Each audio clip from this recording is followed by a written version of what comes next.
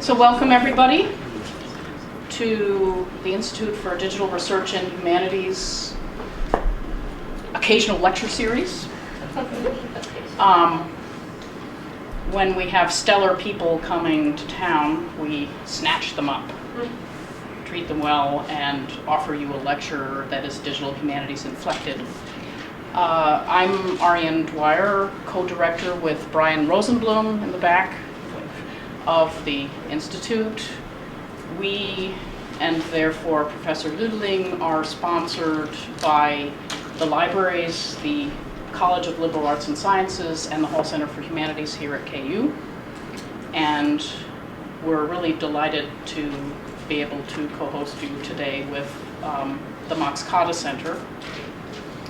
Just so you know, there is yet another lecture in this marathon day at 7 p.m.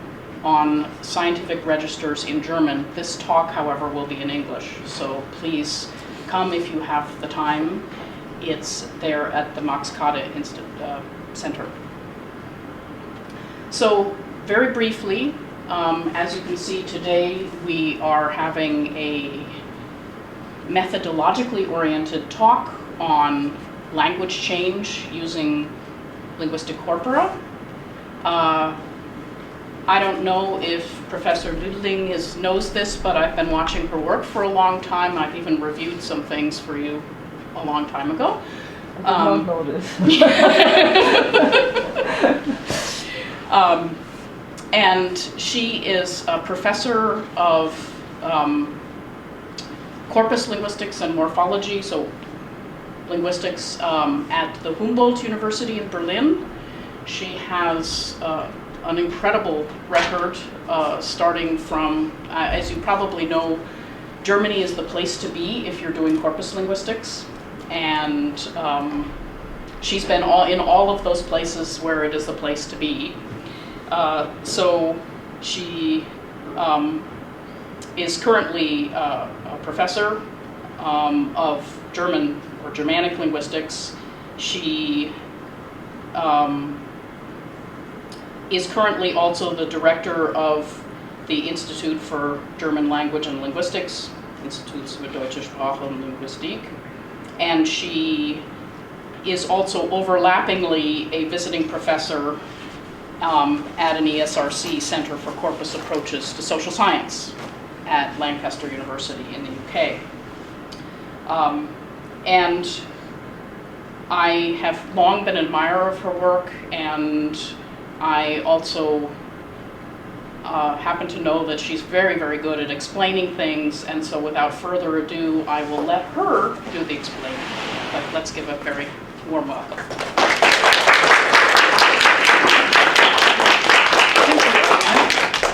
And thank you all for coming here. Ariane asked me to give a methodological talk, but I believe that you should always have a research question. So we'll have two research questions and a methodological talk. Before I will start with my research questions, I want to start with two quotes. This first quote is, I took one quote out of very many other quotes that I could have taken. It's about historical linguistics and corpora, and it says that the digital representation of historical texts is just the same as we've always done before, just digital. There's no difference. So we've changed materials from many times from stone to paper to digital materials, but it's just not anything else. And in many ways this is probably true because many of the methods that we use in corpus and for studying historical corpora are the same that have always been used. Finding examples, we can just do it more systematically. We'll come back to this quote later at the very end of this talk, and I will really start with this other quote that I really like. It's by Herman Meusel, who is in the UK. He's a dialectologist, and he says data is ontologically different from the world. And this is really important. The world is as it is, but we can't study the world. It's too complicated. We have to make data, out of the world. Data is an interpretation of it for the purpose of scientific study. The weather is not the meteorologist's data, but measurements of such things as air temperature are. A text corpus is not a linguist's data, measurements of such things as average sentence length are. And I think that's really important. So a corpus is to be interpreted on many levels. And this is where a digital corpus differs from all the other representations of data that we've seen before. So if we look at Moisel's quote, it says the data is not the world, but a part of the world, and already in choosing a historical corpus, a historical text, or several historical texts, we have made a sample of what we want to study. And in historical linguistics, very often the sample has been made for us by external influences. We only have what survived. We very often would like other samples. Very much we would like other samples, but we can't have them. But we just need to know that this, whatever we have, is just one sample of what we really want to study. We won't talk about that so much today, but we'll speak about the second part, the interpretation of the world, the analysis of the data.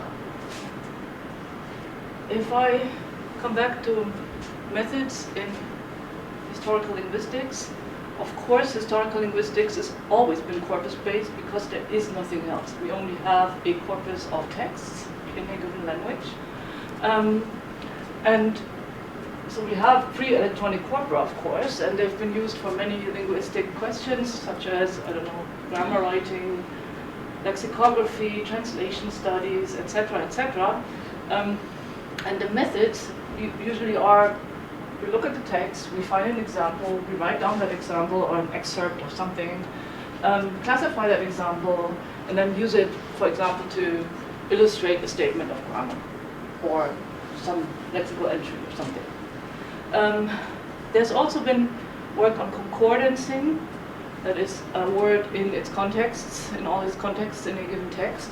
And that's been done long before we had computers, of course. It's mainly, I mean, we have concordances from the 13th century already.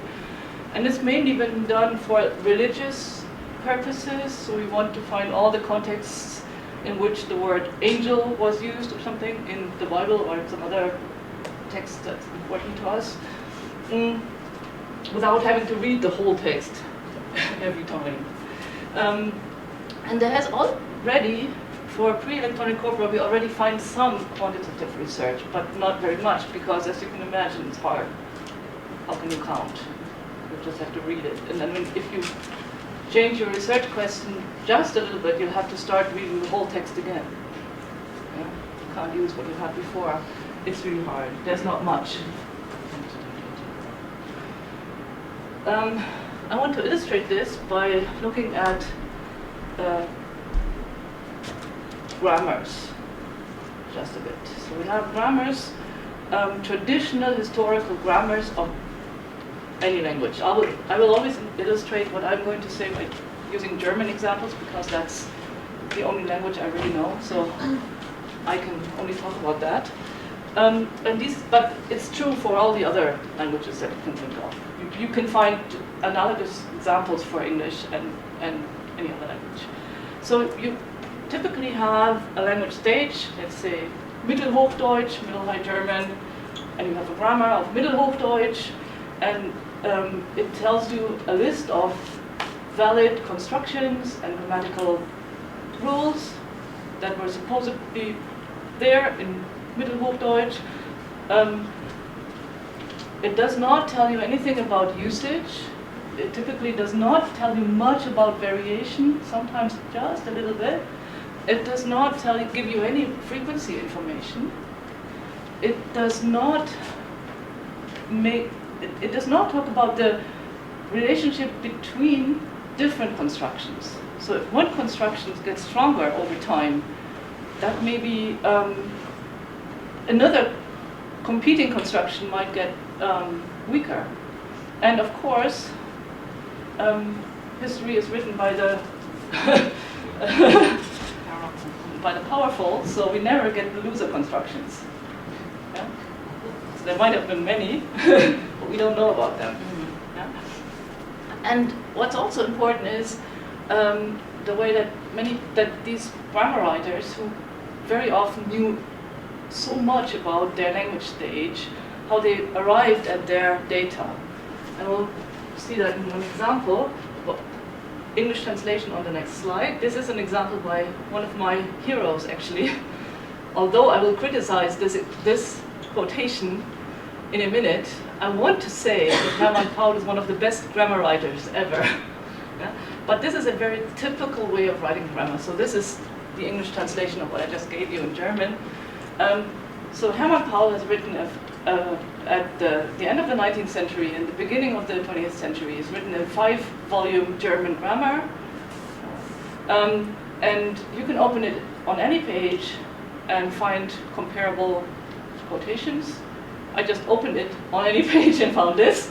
And it says, sometimes the linking element S, no matter what this is, we don't care about, I just want to speak about the evidence here. Sometimes the linking element S appears after feminine nouns, although this is not yet common in written language.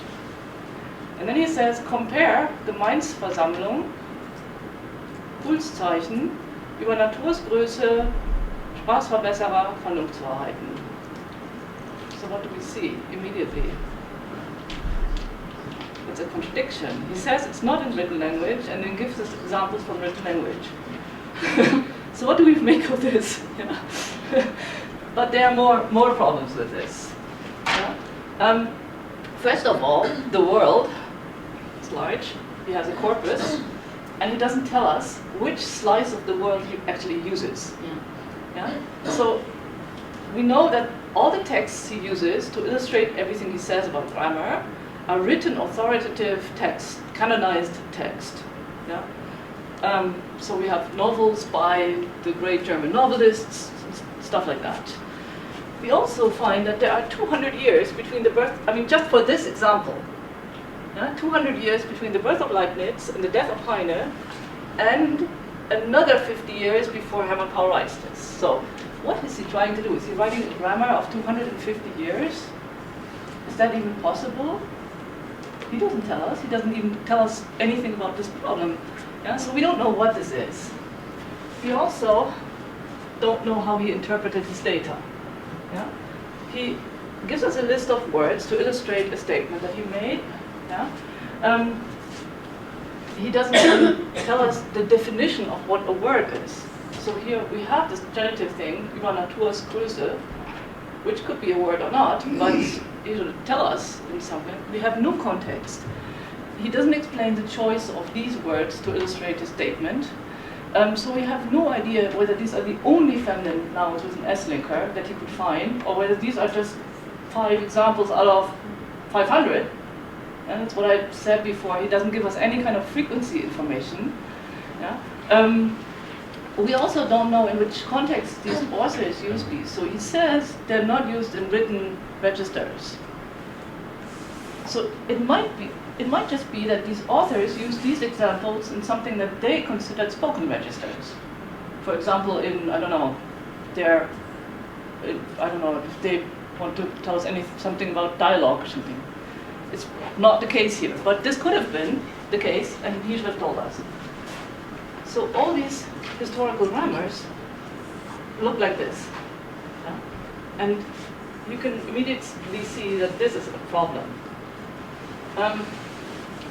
There is, of course, in historical linguistics a lot of progress since those times, and we have better theories about languages and models of language, and especially we have much better models of language change.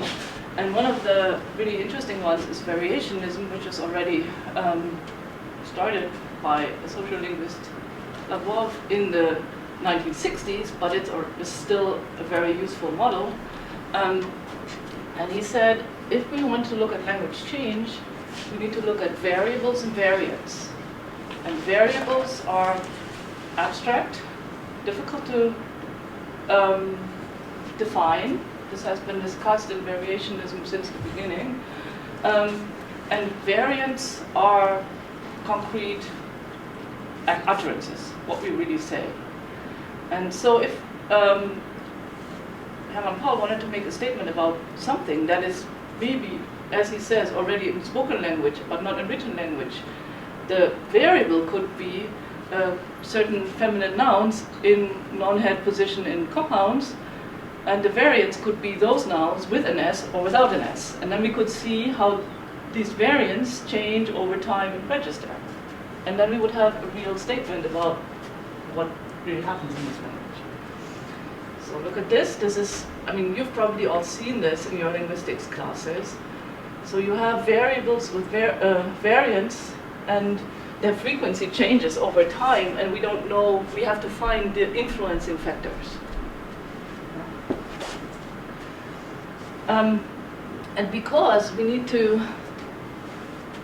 interpret the data for it to be useful, we should really code every step of this interpretation in the data so that everybody can see it. And that is usually not done. I think it's a very, very simple and clear wish. I think it's actually a necessity. Because only if we do that are our results reproducible or transparent. And very often we can interpret the same world, the same data, in different ways.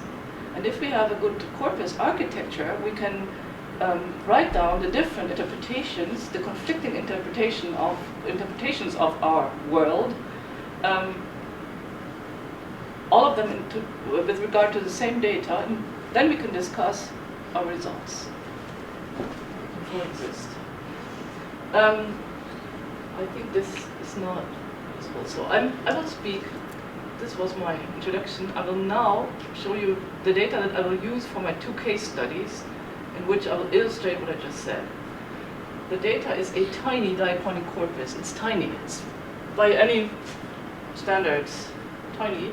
We made it as a proof of concept. It has 4 subcorpora. I'll explain this to you in a second. These are all religious texts because we wanted to keep the register as stable as possible, but as I said before, the sample of the world is very often chosen for us, especially in the older language stages. We cannot find any kind of register in Old High German because there is only about 1 million text words of Old High German that has survived, and much of that's translations. So we have problems here. So we have a subcorpus Old High German, a subcorpus Middle High German, a subcorpus Early Modern German, sometimes also called Early New High German, and a subcorpus Modern German or New High German. And they're all religious texts, and they are all manually annotated with parts of speech. Those parts of speech from the Stuttgart-Tübingen text set, which is the standard text set for modern German, had to be conservatively amended because there are parts of speech and morphological categories in Old High German, like the dual, that just don't exist anymore, so we had to add them. We also have inflectional categories, lemmas, and especially important for this talk, we have trees. That is a syntactic interpretation of the text. They look like this. You don't have to understand everything that's going on here, but just look at the last 2 words. You see an Old High German example, and you have, this is Middle High German, by the way. Middle High German example, and it says hat gegeben, and you see a modern German example that has gezeigt hat. So here you have an inversion of the word order. And if you have a syntactic annotation like this, you can find out this. Okay, so I have 2 case studies now that use this data. Please keep in mind that this data set is so small that we have to be very, very careful with any claims we make. We'll the first thing you always do when you have a new data set, you explore it. You have to get to know your data set. And that means qualitatively, which you've already done when you annotated it, but also quantitatively. And what we've done here is we've used a technique that we always use in learner corpus studies. Learner corpora are texts written by learners of a language, for example, learners of German as a foreign language. Nina constructs very interesting learner corpora. We've also constructed learner corpora. And in learner corpora, you often have like the native speaker control corpus and the learner corpus, and the idea is that the learners of a foreign language should ideally behave like the native speakers. So you get the frequencies for any kind of category from the native speaker corpus, and then you compare that to frequencies of those categories from the learner corpus, and you can find out overuse and underuse. Like they don't use enough definite articles compared to what the native speakers do, or whatever. And we have a color-coded scheme here, and blue means underuse and red means overuse. And of course you can look at the numbers in the next table, but it's much easier to see, just look at the colors. And what I need to say is, what we've done is we've used this on our historical corpus. And here, of course, you don't have like a norm. But we've decided that the modern German is like the end of the development up till now, what we know. Yeah. So we should maybe make another study in 100 years, but now we know the result of the development. And so we've used that as the baseline, and then compared frequencies from these other language stages. So we get tables like this, and you get them for every word, for every syntactic node, for every part of speech. And sometimes they're just mixed up here. The colors are not interesting, but this is part of speech from the Stuttgart-Tübingen tag set, and you can probably already see which ones might be interesting for language change studies. And that would be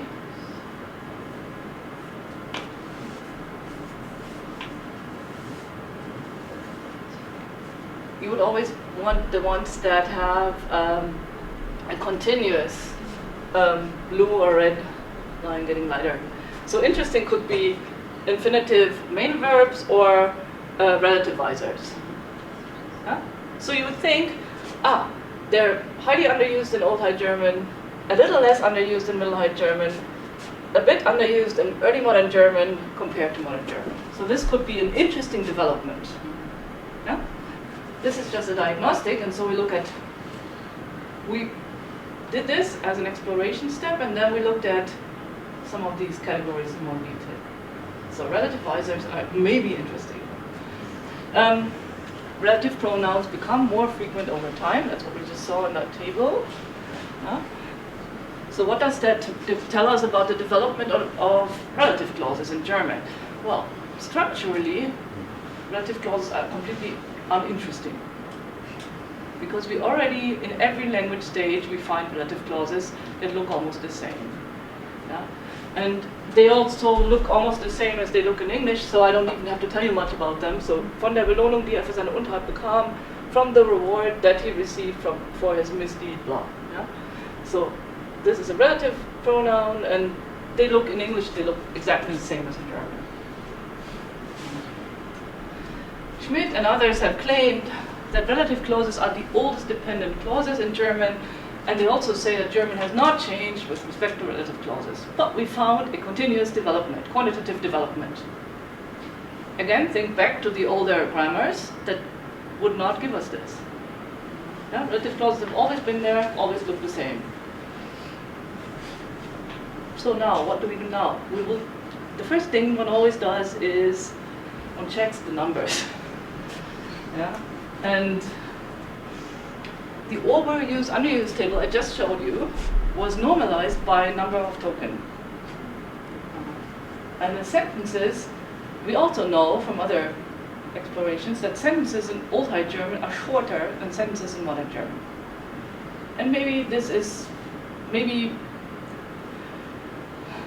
might be a cause for this underuse. So we also normalize our counts by clauses. And now we find it an interesting difference. If we do that, like relative clauses per clause, yeah? So we find no statistically significant difference between Middle High German and Modern German. They're almost the same. But we find a highly significant difference between Old High German and Middle. So now our research question is different.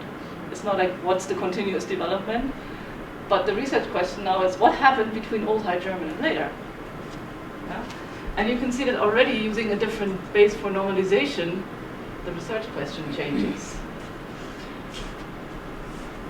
We now need to look into those relative clauses. And as you can see, you always have a reference word and a relativizer. You've always seen this before. But if there's a change, the change can be either in relativizer, maybe, it can be in reference word, or it can also be a change in function or something.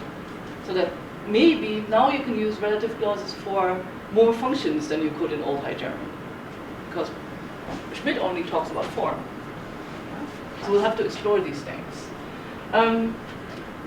But the first thing is, okay, relativizer might actually be relevant because not only relative pronouns can introduce relative clauses.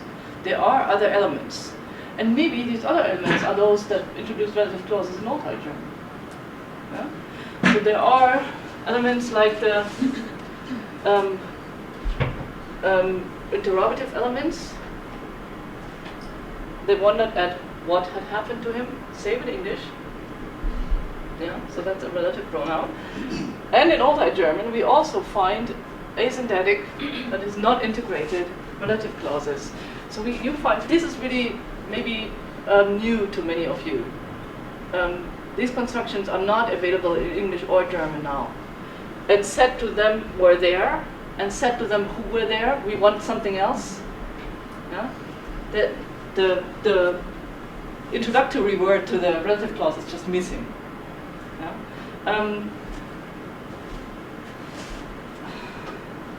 The thing is, we have a syntactic annotation, so we don't have to rely on the form of the introductory word to the relative clause. We can just count relative clauses. I could have done that from the beginning. Yeah? Because here in my syntactic trees, it says relative clause. I can count those.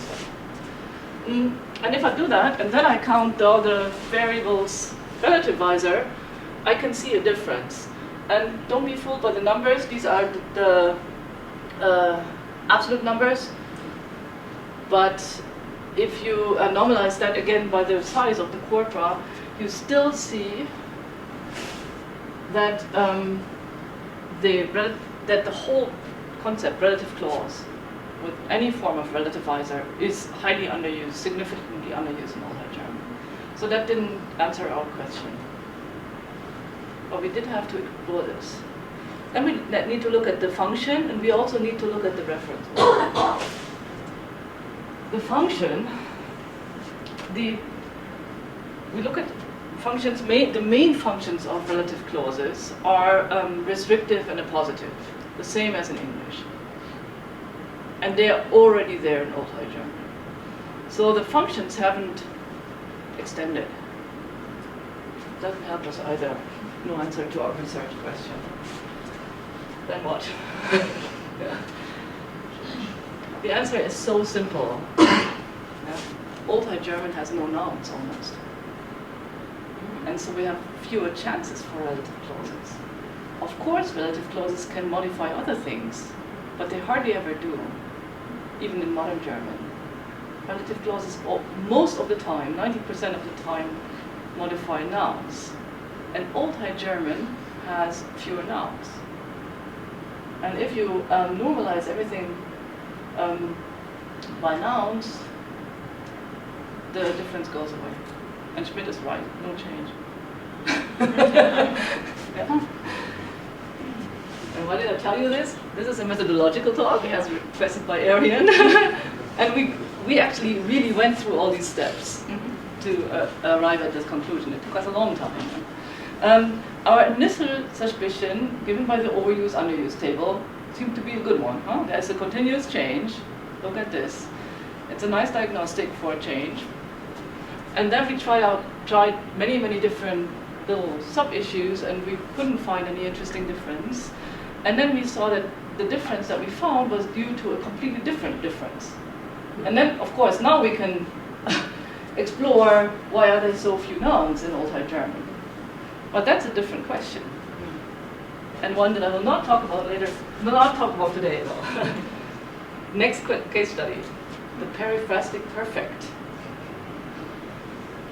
Modern German has several tense forms that can be used to refer to past events. The forms look like they look in English. The functions are different. So don't be fooled by the forms. So we have a preterite, I worked, like the past tense in English. We have perfect form, and the perfect form can have two different kinds of auxiliaries, haben and sein, which are the same for our purposes here. In the early stages of Old High German, we only find the preterite. Slowly, the analytic form develops. There are different theories about why that happened, which we don't have to talk about today. Both forms are still there today.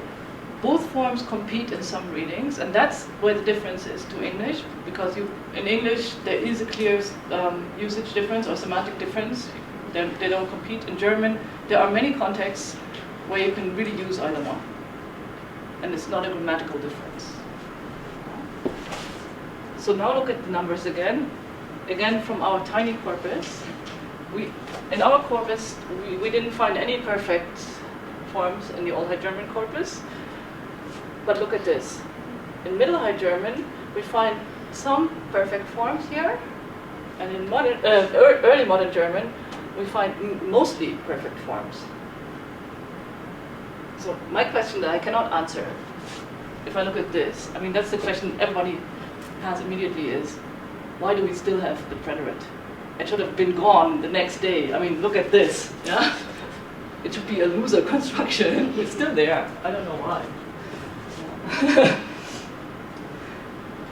But what happened between Middle High German and early modern German? Something dramatic must have happened with respect to tense forms. It's only dramatic for linguists, I guess. But I mean, to have this kind of change. Yeah? In the literature, it's sometimes claimed that the choice of, or the early choice of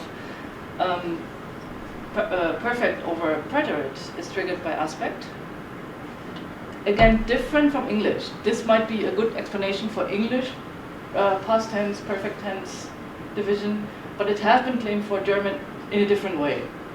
Yeah? It has been claimed that in the resultative we use the perfect, and in the non-resultative context we use the preterite. It's also been claimed that it's been triggered by formality, so an extra-linguistic influence maybe. In informal, colloquial, spoken context we find the perfect, and in written and formal context we find the preterite. You still find these statements in modern grammars, and they're still wrong. I mean, we found this in a purely written corpus, a dramatic difference. So this statement as it stands cannot be true. But here, my main methodological point in the second case study is that sometimes in the course of a study, you need to add new annotation layers, because now we need to find out whether aspect or formality play a role in the choice of perfect and preterite. When we made a corpus, we didn't know that we would ever need this. So we want a corpus architecture that is flexible enough so that we can add this annotation layer because we now need it. And you can immediately see that, or just imagine you had to go through a text and decide this is a formal part, this is a less formal part, this is a less formal part, this is a less formal part, this is again formal. And you can see that if your neighbor does it also, you will not agree everywhere. it's a difficult interpretation. This is what I mean by interpretation. And typically, things like these have been done away from the corpus, on a piece of paper, on a file card, in an Excel sheet, in a Word file, whatever. And people publish the results. But we don't know how they distinguished formal from informal contexts. They don't give us the full story. But you can immediately see that this is going to be controversial. Yeah? Same for aspect.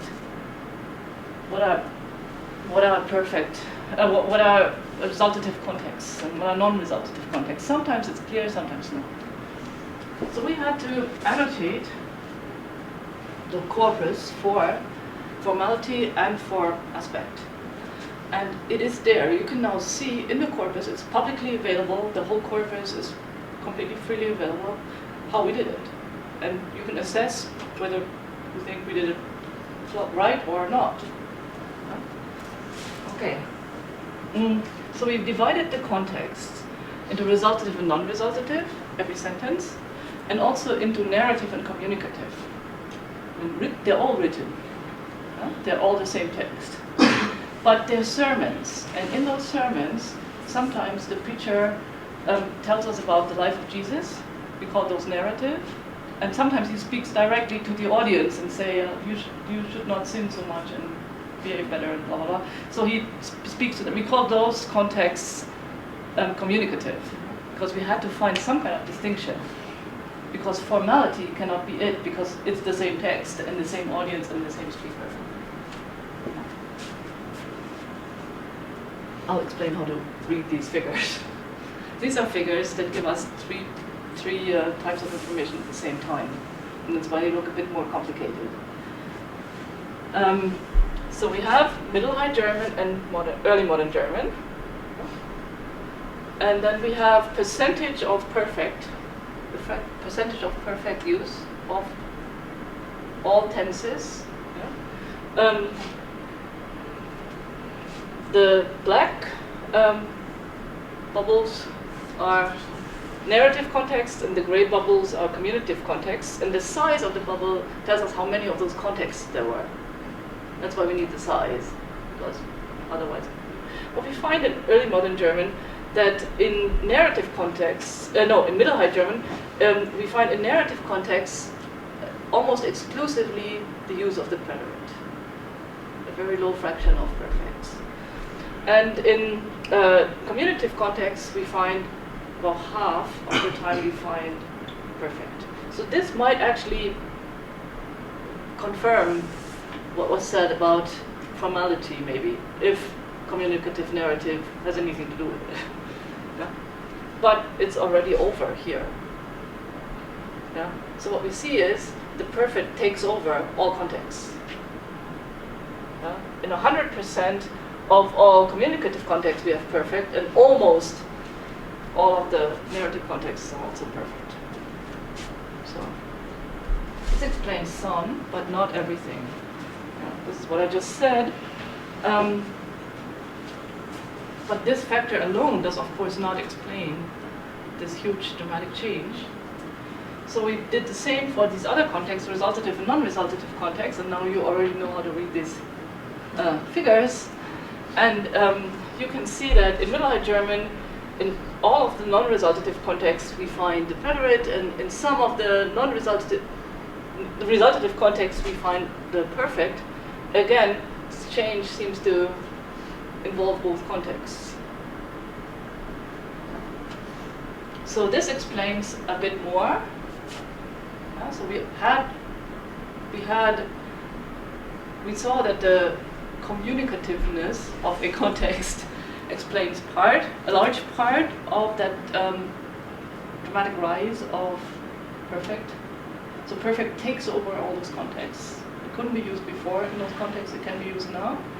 And another part of those contexts, another part of that change is explained by resultative and non-resultative contexts. So together, most of that change is explained. What's not explained, and what I really cannot explain, is why we still have the preterite. Yeah. It should not be there. Habit. where does it survive? I mean, this is, okay, I really have no answer.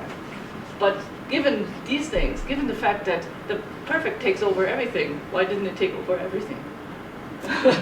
Okay, so my summary here, my methodological point is the important point. You can forget about the preterite and the perfect immediately, but what you need to remember is, in the course of an investigation, it might be necessary to add more annotation layers. And because these can be highly controversial, you need to add them in the corpus.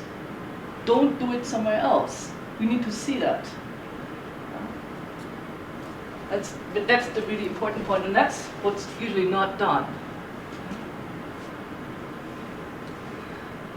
How can we do this? And now we get 5 technical slides that I just need to give you because we need to find out how we can do this. So we want many layers of annotation, and these layers of annotation, that is interpretation of the world, can be in different formats. They can be token annotation. That means a token is just, does everybody know what a token is? That's just a graphemic word or something, similar to a graphemic word, or a string between spaces or something, if you wanted that.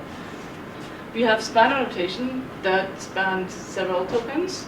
We have directed acyclic graphs, that's, for example, syntax trees, and we have something like pointing relations, that is anaphoric chains, for example.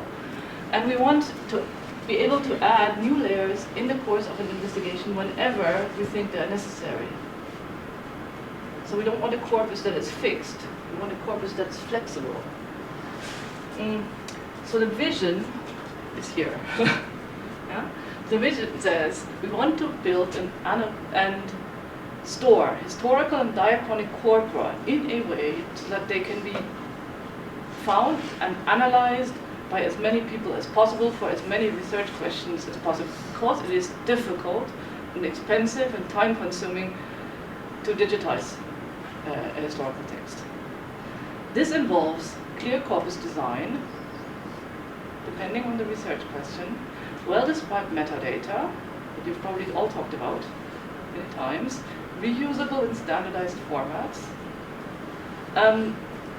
This involves a multi-layer architecture where we can add annotation in all the relevant formats, that is token, span, trees, etc.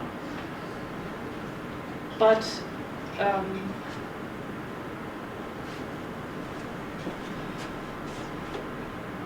okay, but I'm not saying what you should add. I'm not saying what types of information you should add. I'm just only talking about the formats. We also want, in the end, I'm not talking about that now, but tonight, the representation of intertextuality. We also want reliable and transparent repositories, and that's the hardest part and the part that's unsolved, at least in Europe, but I think also here, nobody will pay for it. Yes. Because it's not just storing, it's also curation, etc. We want a conversion tool that converts a format to many other different formats. We want multi-layer search tools, powerful multi-layer search tools. And we want as much computational help as possible. And in Berlin, now I have two slides about tools that we built in Berlin, but they're all freely available, so you can use them. They might be interesting to some of you. The first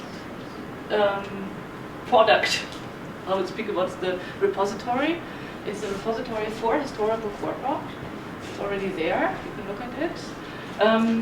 You can display corpora, so if you have a corpus, a small or large corpus, you can just put it there. And then people can see it and find it. And that's the first thing, we need to find it. How do we know what you have? You can search them, the ones that are there. You can download them and add new annotation. That is really important, that's what I just said. I mean, sometimes you want to add annotation to a corpus that you didn't build. Yeah? And then you can upload the new annotation or any other new corpus or version or something. The corpora can be in any format, and they can have any number of annotation layers, as many as you want. None, for example, can still be very useful to have just have the text. Yeah? And the only only point where we standardize is the metadata, of course, so that we can find it. This is a typical computational picture. I'll explain it well. What you then need, I said you can store any corpus with any format, and then you can download it and add annotation.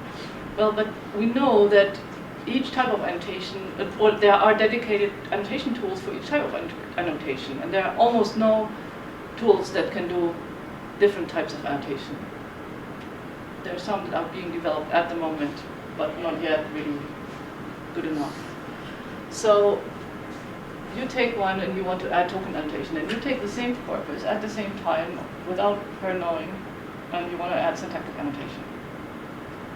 And both of your tools will output different formats.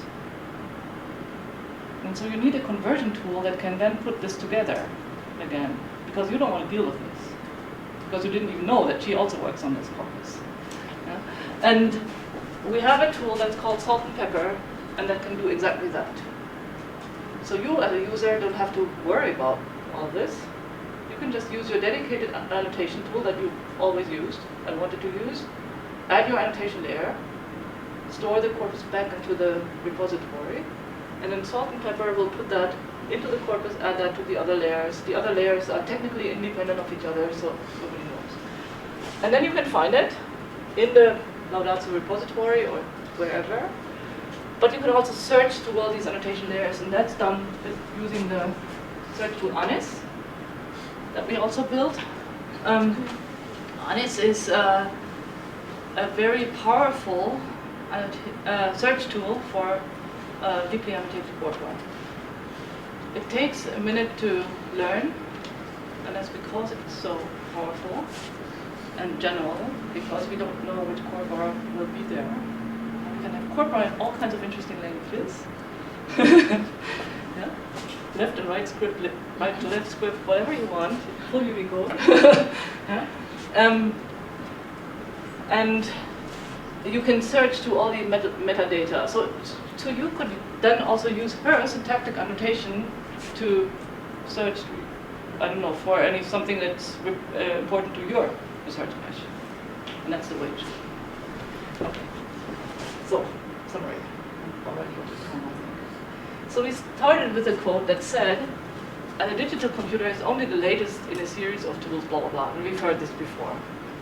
So we can do what we've done before, maybe faster, maybe more systematic. But I think that's just wrong. I think we can do completely different things now. Because we can make our interpretation of the data visible for the first time. We can publish our interpretation. And for the first time, we can make research in historical linguistics and diachronic linguistics transparent and reproducible. It was never before possible. So I think that's something completely different from what we had before. Okay, so what I said is that we need to categorize and interpret our data. Categorization is interpretation, and every quantitative analysis depends on a previous qualitative analysis. What I said is that desideratum, we wanted to code every step of the analysis directly in the data, and I also believe that annotation is research. While you do the annotation, you understand the phenomenon. That's a different talk though. Yeah. And then for language change studies, I want annotation layers that are variables with variance. I want to think about the unit of normalization, quantitative normalization. And I want to look at context factors, of course. Yeah, I said that before, these 2 points. And I'll stop with the mantra that I always use. And it says, corpus design and annotation depend on specific research question, but corpus format and architecture follow general principles. Thank you.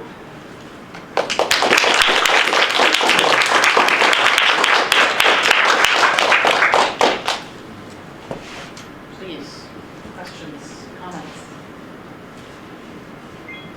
You made an interesting passing comment on the issue of nobody wants to pay for the curation of data, but yet we're talking a lot about open data and their national corpora and so forth. So I wonder if you could maybe say a few more words about how you see that context and how it's developing in the European context, maybe the wider one. Okay, I know a lot more about the European situation than about the American situation, so maybe I should not talk about the American situation. There are several issues that are important. One issue is plain storage. I mean, you can store whatever you have on a hard drive or something, and many libraries now offer a service of storing things and then trying to store them on new media when the storage media become faulty or something.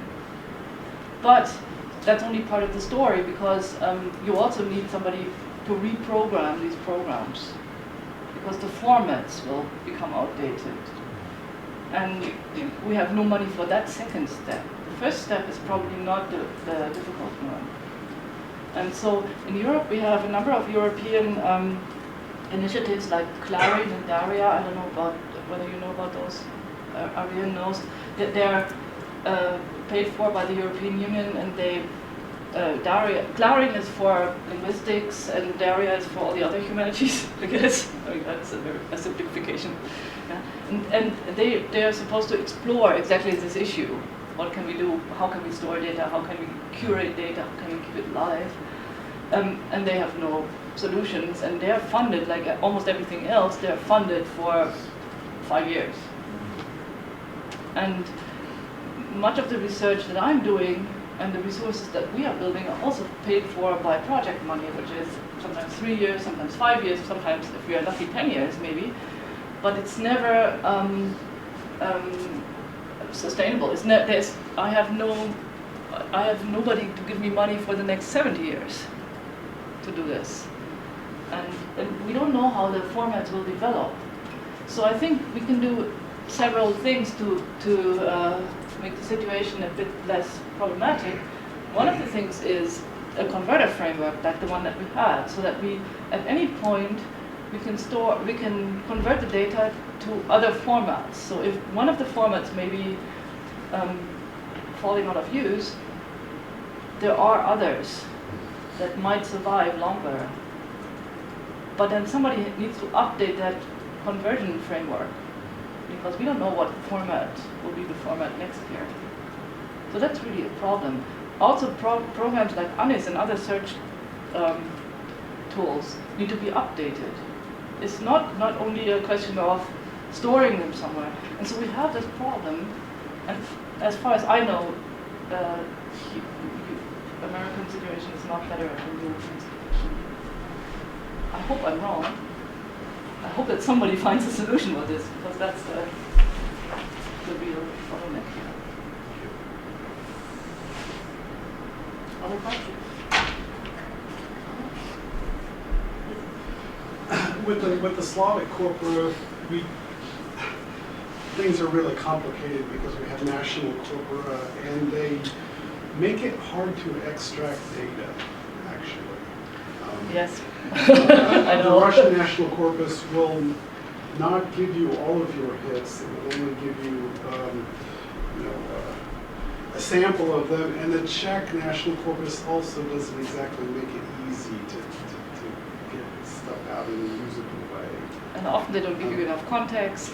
Yeah. I find myself having to do what you say we shouldn't do, which is basically come up with a bunch of predictor variables in an Excel spreadsheet, because I don't have corpora that have what I need, so I take text and I go through them.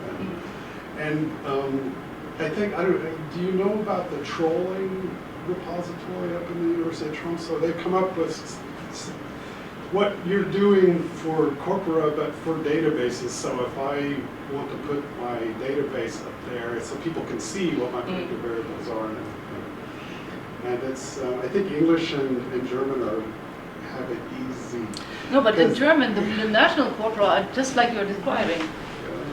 Yes, and it's a shame, it's terrible. And that's why I could go on and on about this. But at because least you it's- have like sermons. it's- Sermons are great for various like But we- communicative and narrative, but But we had to make this corpus. you had to make it. Uh-huh, And we made yeah. large corpora too. Okay. And we Do because you have any recommendations for OCR and Yes. constructing the initial corpora? Yes.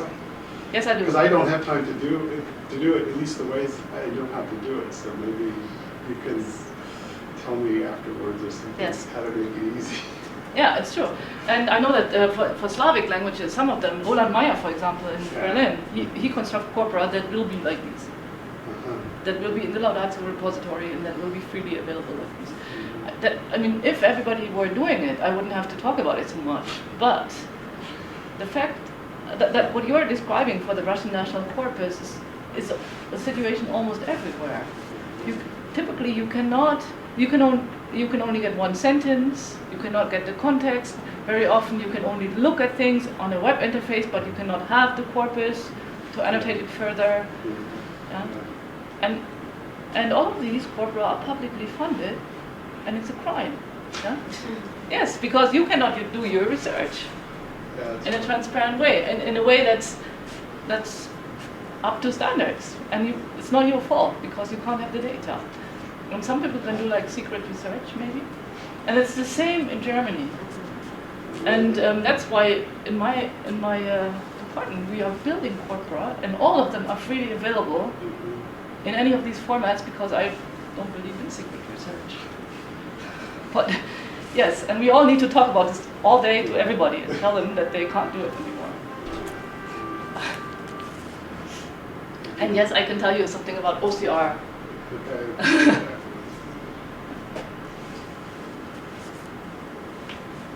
And IDRH can also help with OCRs. But please, other questions, comments, curiosities, anything you wanted to know about corpus linguistics but were afraid to ask. I have one question about historical corpora. The texts you've chosen have a pretty clear historical provenance in sort of, the year pretty precisely. What about working with texts where maybe there's a century range? How do you determine whether to work from the beginning date of that or the end date of that or somewhere in the middle? Mm-hmm. I think that depends on your research question, actually. That's what I said. It's a corpus design.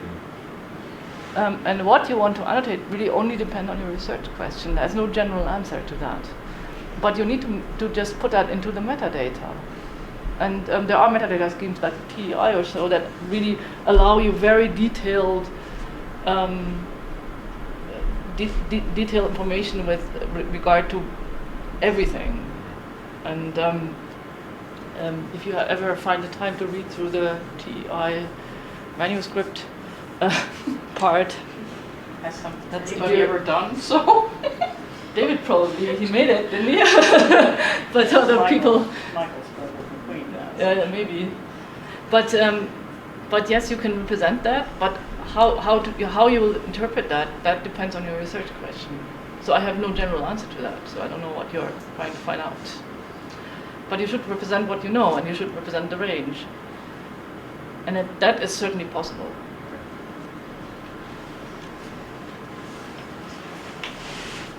The other comment I'd have is IDRH puts on workshops in September and March, and we are suggestion-based. And so if there is an interest in learning how to build a corpus, or assembling metadata for a corpus, or marking up text for literary, linguistic, historical, etc. purposes, please see Brian or me or shoot us an email if there's at least 2 people. That means there's probably more people out there and we can put on a workshop.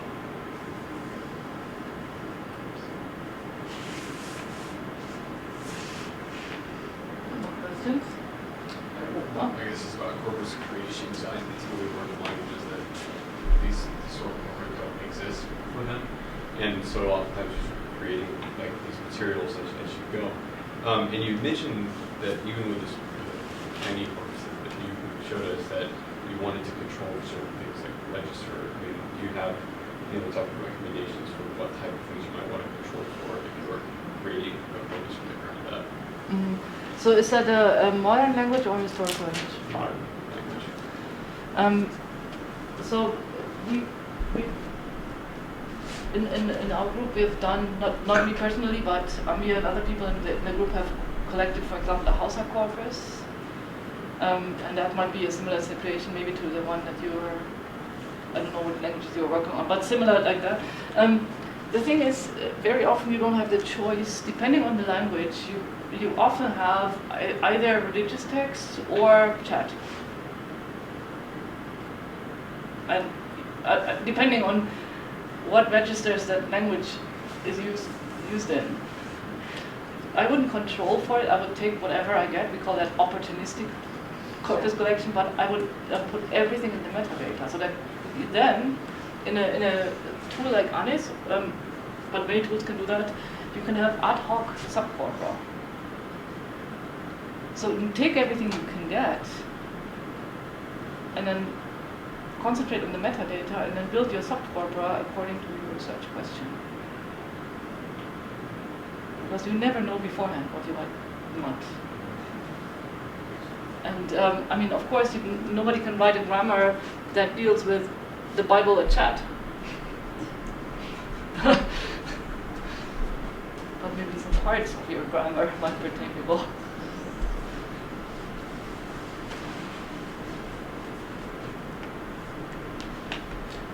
Well then, thank you very much.